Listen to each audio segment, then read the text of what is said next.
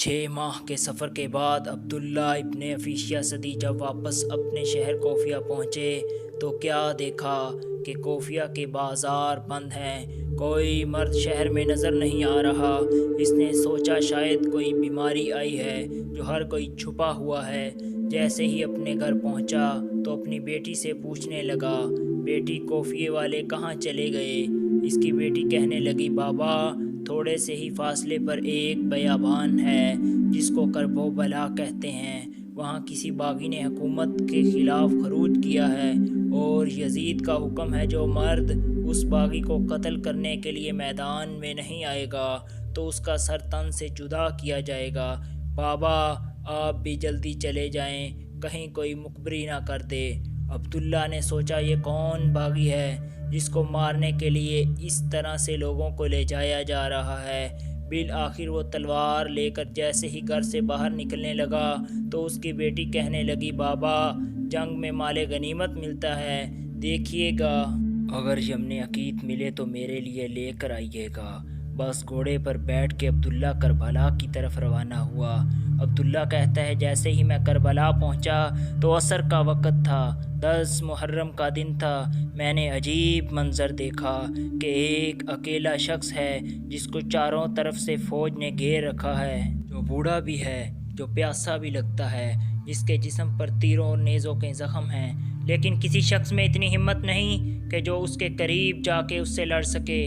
عبداللہ کہتا ہے کہ میں دیکھوں کہ جہاں وہ شخص گھوڑے کا منہ کرے فوجیں بھاگتی ہوئی نظر آ رہی ہیں۔ میں نے لشکر سے پوچھا کون ہے جس سے سب اتنا ڈر رہے ہیں؟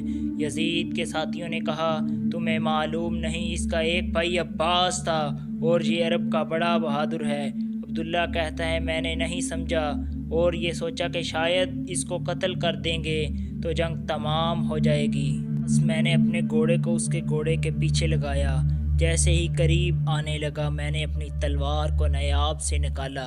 اتنے میں وہ شخص مڑ کر مجھ سے کہنے لگا، اے عبداللہ سلام ہو تم پر۔